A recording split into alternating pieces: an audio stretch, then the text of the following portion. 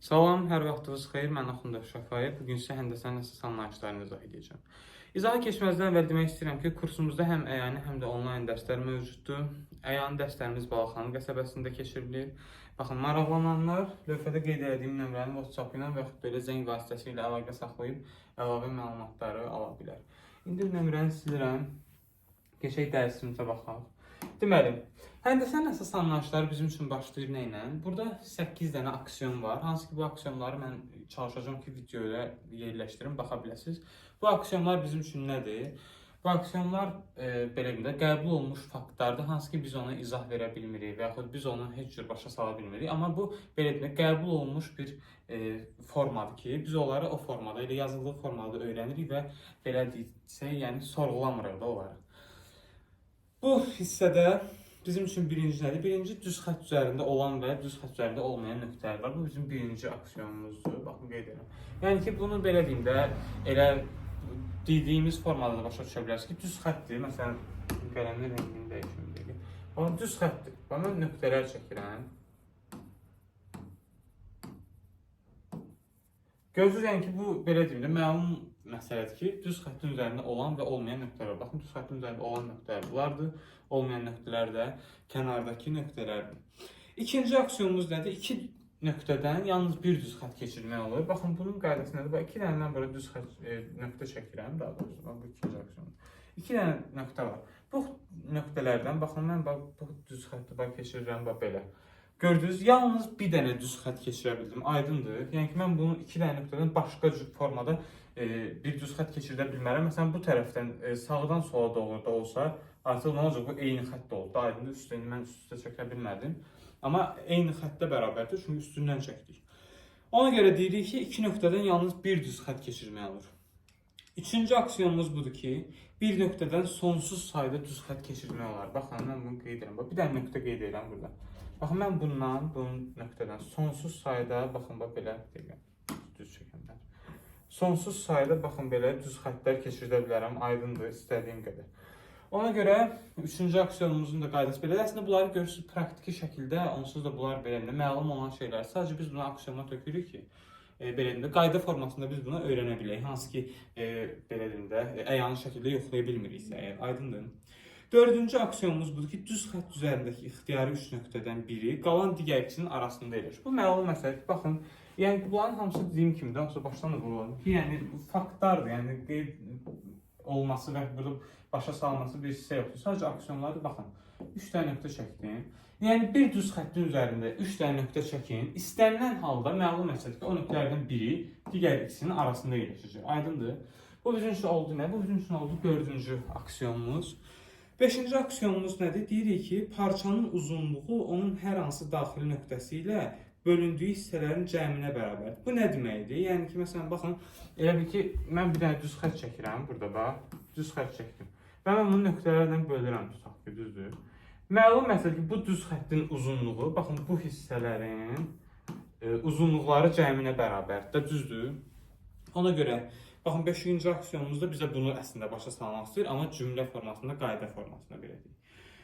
6-cı aksiyonumuz nədir? 6-cı aksiyonda deyirik ki, şüanın başlanğıcından verilmiş uzunluqda yalnız bir parça ayırmaq olar. Baxın, bu nə deməkdir? Bir dənə məsələn şüa nöqtə çəkirəm burada. Bu nöqtədən bir dənə şüa çıxartıram, görürsünüz. Bu nöqtənin başlanğıcından, bax bu şüa qədər yalnız mən bir dənə parça ayıra bildim, görürsünüz. Bax bu parça şüanın başlanğıcından başlayan bir parçadır, görürsünüz. Mən sonra buradan nöqtə qoysam, artıq mən bunu belə buradan bura qədər olsa, axı bu bizim üçün şüanın başlanğıcından sayılmır artıq, görürsünüz. Ona görə bu bizim üçün nədir? Elə ki, başlanğıcdan başlayan parçanın digər ucundan başlayır da, artıq bizim üçün elə ki, şüanın başlanğıcından başlaya bilmir. Bu da bizim üçün olacaq nə? 6-cı aksiyonumuz. 7-ci aksiyonumuz nədir? 7-ci aksiyonda deyirik ki, bucağın dərəcə ölçüsü daxili şüası ilə bölündüyü hissələrin cəminə bərabərdir. Bu nə deməkdir? İndi bunu birazdan bucaqları mən sizə izah edəcəm. Ümumiyyətlə, bucaq anlayışını izah edəndə bunu sizə göstərəcəm. Və 8-ci aksiyonumuz nədir? Düz xətt üzərində olmayan nöqtədən bu düz xəttdə bir dənə paralel düz xətt keçirmək olur. Aydın, baxın, məsələn, bunu belə göstərə bilərəm ki, məsələn, 7-ni buradan yazaq, buna 7 deyək. Məsələn, bir dənə düz xəttdir və baxın burada bir nöqtəsi var. Görürsüz? Bax bu nöqtədən buna paralel olan mən sadəcə baxın bir dənə var belə düz xətt keçirə bilirəm. Aydın biraz əyri oldu xəttim. Məsələn, biraz da maylı xətt çəksəm, bunlar da sonda gəlib nə qədər də uzaqlıqda olsa sonda gəlib kəsişəcəklər. Aydındır? Ona görə deyirik ki, baxın bunları silək. Ona görə deyirik ki, düz xəttin üzərində yerləşməyən nöqtədən həmin nöqtəyə yalnız bir dənə paralel düz xətt çəkməkdir. Aydındır? Bu bizim aksiyonlarımız idi. Belə deyim, deyək ki, bunların üstündən qısa şəkildə keçdik. Bunları sadəcə əzbərləmək lazımdır, belə deyim də. İndi baxırıq əsas hissəyə. Deməli, dirinə düz xəttin müstəvi üzərindəki üç vəziyyətindən danışacağıq. Baxın, düz xəttlər uşaqlar, bu düz xəttin müstəvi üzərindəki bu üç vəziyyəti nədən danışır? Əslində, iki dənə düz xəttdən danışır. Aydındır? Baxın, bizim üçün birincisi nədir? Bunlar, bu düz xəttlər kəsişir yazırım. Bax, bir dənə düz xətt çəkirəm və buradan da ikincisini çəkirəm. Görürsünüz, bu nöqtədə nə oldu?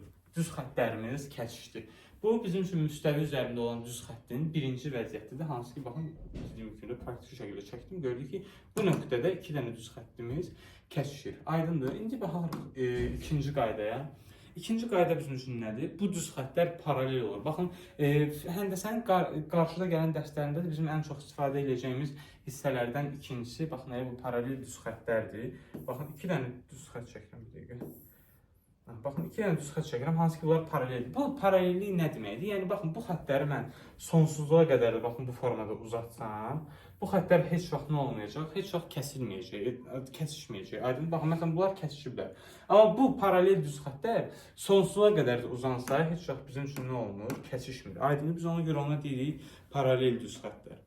Üçüncü hal isə nədir burada? Üçüncü hal, uşaqlar, üst-üstə düşmə halıdır ki, baxın, iki dənə mən düz xətt çəkirəm, bax, bu birinci, baxın, bu da ikinci. Gördünüz, iki dənə xətt çəkdim, amma bu düz xəttlər nə oldu? Üst-üstə düşdü, aydındır. Bu da müstəvi üzərində bizim düz xəttimizin bir digər vəziyyəti idi. Ki, baxın, bunları bilmək bizə qarşıdakı dərslərdə çox kömək olur. Hansı ki, paralelliyin anlayışı və yaxud da kəsişən iki düz xəttin anlayışları nə deməkdir? Baxın, bunlar. İndi keçirik digər hissəyə. Uşaqlar, digər hissə nədir? Bucaq anlayışı. Bucaq və bunun növlərinə baxaq. Ümumiyyətlə, bucaq nədir?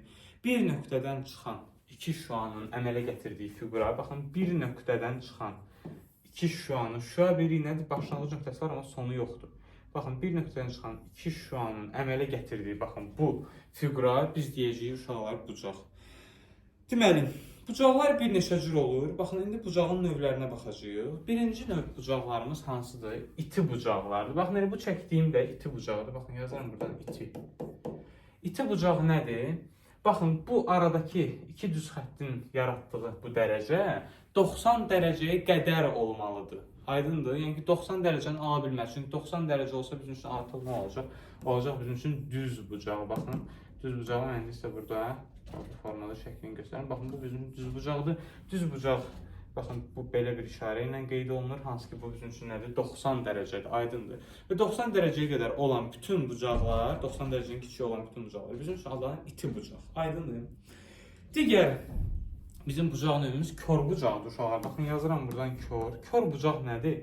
Baxın, düz bucaqdan böyük, amma açıq bucaqdan kiçik. Baxın, bu formada bir bucaqdır. Məsələn, indi bu bir neçə dənə ola bilər. Düz bucaq bir növdür, sadəcə 90 dərəcə olur. Amma iti bucaqdır, kör bucaqdır. Bunlar nədir? Müxtəlif dərəcələrdə ola bilər. Amma əsas bizə lazım olan nədir? Əsas lazım olan odur ki, 90 dərəcədən böyük, 180 dərəcədən isə kiçik olsun. 180 dərəcədən niyə kiçik olmalıdır? Çünki 180 dərəcə artıq bunun üçün nə olacaq? Açıq bucaq olacaq. Aydındır, baxın, bir nöqtədən iki dənə düz xətt, baxın, belə çıxır, şüa daha doğrusu. Və buna biz nə deyirik? Açıq bucaq, yəni bizim üçün olacaq nə? 180 dərəcə. Baxın, həmçinin düz bucağımızın da dərəcəsi nə qədər olacaq? 90 dərəcə olacaq. Aydındır.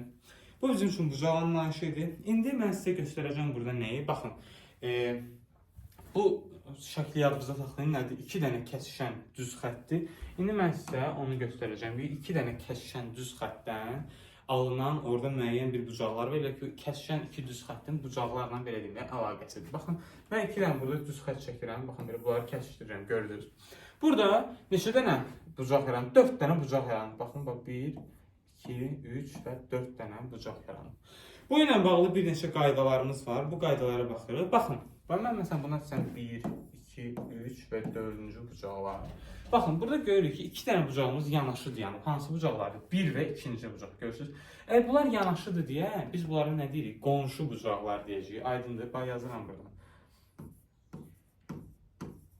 Bunlar olacaq bizim üçün qonşu bucaqlar və qonşu bucaqlar üçün biz nə deyirik? Qonşu bucaqların həmişə cəmi bizim üçün olacaq nə? 180 dərəcə. Özünüz də elə belə əyani şəkildə də baxsaz, əslində məntiqlə də fikirləşsək, görəcək ki, baxın, düz xəttin, bax bir düz xətti, elə ki bölmüsən, elə ki fikirləşmə, bax açıq bucaqdır bu, bax bu hissə, elə ki mən bax burada çəkirəm sizə. Bunu bölmüsən. Məlum məsələ ki, bu açıq bucağı iki hissəyə ayırıb, bu iki hissəni də toplasaq bizə nəyi verəcək? Bizə yenidən eyni bucağı verəcək də, aydındır. Ona görə biz deyirik ki, nə? Qonşu bucaqların cəmi 180 dərəcəyə bərabərdir bizim üçün. İkinci qayda burada nədir? Qarşılıqlı bucaqlar anlayışıdır. Qarşılıqlı bucaqlar baxın hansıdır bizim üçün? 2, 4 və 1, 3. Hansı ki görsünüz, baxın qarşı-qarşıya deyənlərdir. Baxın bu məntiqlə yadınızda saxlaya bilərsiniz ki, qarşılıqlı bucaq anlayışı nədir? Ona görə deyirik ki, qarşılıqlı bucaqların dərəcə ölçüsü həmişə nədir? Bir-birinə bərabərdir. Aydındır, bax yazıram. Bucaq 2 bərabərdir nəyə? Bucaq 4-ə. Həmçinin bucaq 1 bərabərdir bucaq 3-ə. Aydındır. Baxın, bunlar bizim üçün nə oldu? Deyik ki, qarşılıqlı bucaqlar oldu və qarşılıqlı bucaqların həmişə, belə deyim də, biri digərinə bərabər olur. Aydındır.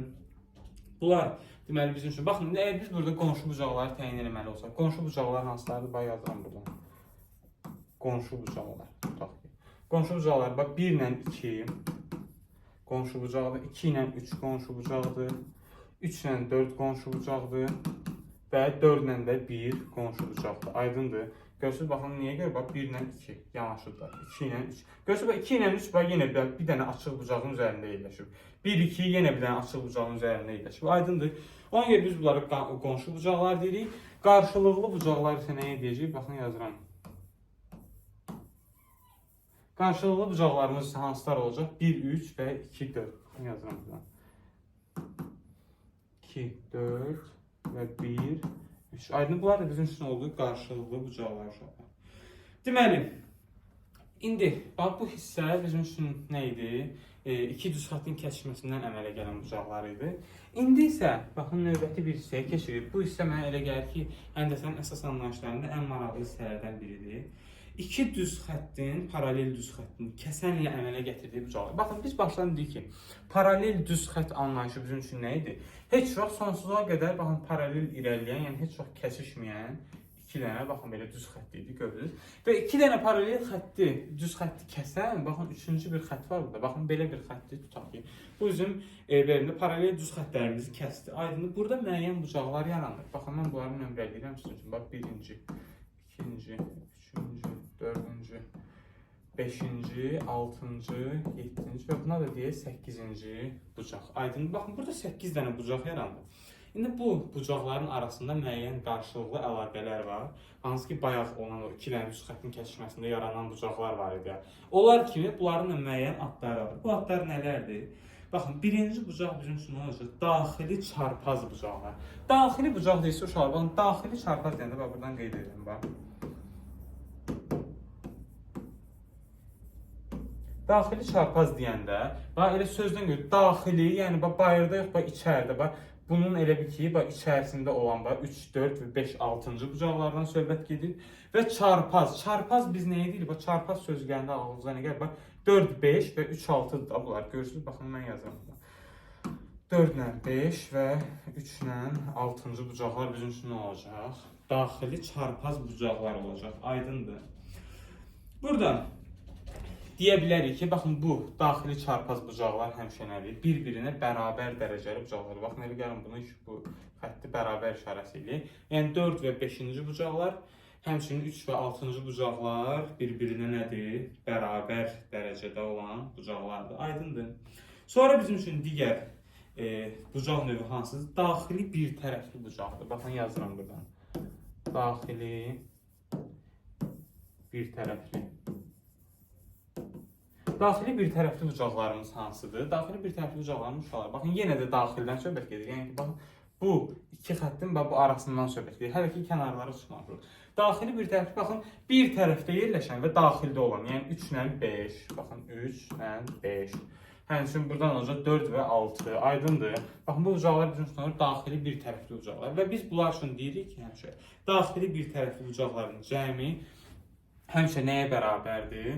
180 dərəcəyə bərabər. Baxın, bunların elə plus eləyək, buraların bucaq işarəsi qulaq çaşmayasınız. Hər ikisi nəyə bərabərdir? 180 dərəcəyə bərabərdir. Aydındır. Baxın, bunlar da bizim üçün nə idi? Daxili bir tərəfli bucaqların belə bir qaydası idi. Sonra biz burada digər nəyə baxırıq? Uyğun bucaqlar anlayışına baxırıq. Uyğun bucaqlar anlayışı uşaqlar nədir? Baxın, buradan qeydəyim, uyğun.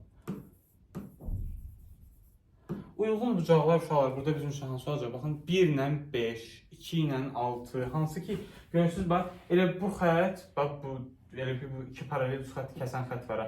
Görürsünüz, kəsəndə, bax, bu məlum məsələ ki, bax, burada eyni dərəcələr alınır. Çünki bu xətlər paraleldirsə, deməli, onsuz da müstəvi üzərində eyni səviyyədə dayanıb, aydındır. Biz nə dedik olar? Şimdi dedik, heç vaxt kəsişmirlər. Ona görə deməli, bu düz xətlər əslində belə deyim də, bir-birinə belə loru dilsə bərabər düz xətlərdir. Amma sadəcə üst-üstə deyirlər, aydındır. Müstəvidə yəni ki, eyni belə deyim də, üfüqi düz xətt üzərində yerləşiblər. Ona görə bizim üçün bunu iki dənə paralel düz xətti kəsən, baxın, bu digər üçüncü düz xəttimiz. Məlum məsələdir ki, baxın, burada birinci, beşinci bucaqların dərəcə ölçüsünü bərabər eləyəcək. Həmçinin ikinci, altıncı bucaqların, 3, 7 və 4, 8-ci bucaqların dərəcə ölçüsünü bizim üçün bərabər eləyəcək. Baxın, bunları qeyd eləyək, baxın. Birinci bucaq 5-ci bucağa bərabərdir. İkinci bucaq 6-cı bucağa bərabərdir. Üçüncü bucaq 7-yə və digəri nədir? 4-cü bucaq da bizim üçün nəyə bərabər olacaq? 8-ci bucağa bərabər olacaq. Aydındır, bu bizim üçün nə idi? İki paralel düz xətti kəsən, belə deyim, üçüncü bir düz xətt idi ki, hansı ki, baxın, buradan 8 dənə ümumilikdə biz bucaq aldıq və bu bucaqların arasındakı əlaqələri sizə göstərdik. Aydındır. Baxın, indi belə bir qayda deyirik. Bu qayda nədir? Uyğun tərəfləri paralel və yaxud perpendikulyar olan bucaqlar. Bunlar nədir? Baxın, biz deyirik ki, uyğun tərəfləri paralel olan bucaqlar ya bir-birinə bərabər, ya da cəmi 180 dərəcəyə bərabər. Aydın, biz siz nə deməkdir uşaqlar? Baxın, yeni səhifəyə keçək. Baxın, iki dənə mən bucaq çəkirəm burada. Bax, bu birinci bucaq. Bir dənəsini də çəkirəm, bax, belə. Görürüz. Elə fərz edək ki, bax, bu xətlə, bilək, bunları başqa rənglə mən qeyd edeyim, siz rahat görəsiniz. Baxın, elə fikir etməyin, bax, bu xətlə, bax, bu xət bir-birinə paraleldir, aydındır. Biz bu xəttlər üçün deyirik ki, əgər bunlar paraleldirsə, bunların deməli əmələ gətirdiyi bucaqlar da bir-birinə bərabərdir. Aydındır, yəni ki, baxın, bu bucaq da, bax, yazıram buradan. Bu bucaq bir-birinə bərabərdir, aydındır. Deməli, burada deyə biləcəyiniz başqa qayda nədir? Baxın, bu bir-birinə bərabər olan idi. Cəmi indi 180 dərəcə olan bucaqlara baxırıq. Hansı ki, baxın, bax, mən çəkirəmsiniz, bax, 1. Bax, görürsünüz, bax, bu tərəfləri, bunu nə ilə qeyd edeyim, məsələn, mavi ilə qeyd edeyim.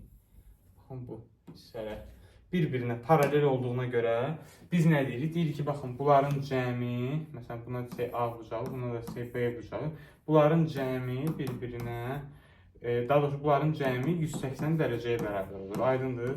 Bayaq bilmirəm, çaşıb bunlara bəlkə bərabər demişəm, amma bərabər olan nə idi? Baxın, bu idi. Ona görə biz deyirik ki, uyğun tərəfləri paralel olan bucaqlar ya bir-birinə bərabər olur, ya da cəmi 180 dərəcəyə bərabər olur. Baxın, bu bir-birinə bərabər olan versiya idi. Bu da cəmi 180 dərəcəyə bərabər olan versiyası idi. Deməli, uşaqlar, indi baxırıq sonuncu hissəyə. Sonuncu hissə bizim üçün nə olacaq? Baxın, bu hissədə biz deyəcəyik ki, uyğun tərəfləri perpendikulyar olan bucaqlar. Baxın, mən deyirəm ki, uyğun tərəfləri perpendikulyar olan bucaqlar cümləsində görürük ki, məlum məsələdir. Burada iki dənə bucaqdan söhbət edir. Baxın, mən sizin üçün qələmimizin rəngini sadə qoyaq. Bax, iki dənə bucaq çəkirəm sizin üçün. Baxın, bu formada. Gördünüz? Burada əsas məqsəd nədir? Bax, bu bucaqları biz belə üst-üstə çəkməkdə, bunların arasında bir qarşılıqlı əlaqə yaratmaqda məqsədimiz nədir? Əsas məqsədimiz. Uyğun tərəfləri perpendikulyar olsun. Perpendikulyarlıq anlayışı uşaqlar 90 dərəcə əmələ gətirən bir anlayışdır. Baxın, hansı ki, bu hissədə bizə bu 90 dərəcələri baxın verəcək bu hissələrdə. Aydındır.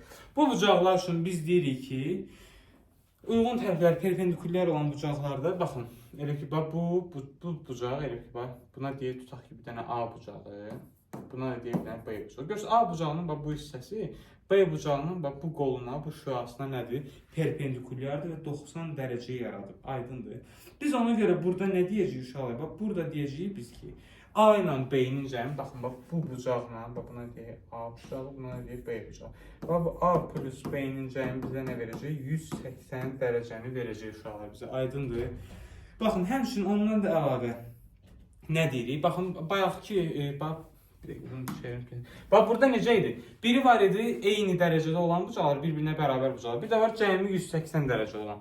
Burada da həmçinin, bax, bu cəmi 180 dərəcə olan bucaqlar budur. İndi bir dənə digərini mən sizin üçün çəkirəm. Bax, digər anlayışdır bu bizim üçün. Deməli, bucağı necə çəkəcəyik? Baxın, bu formada.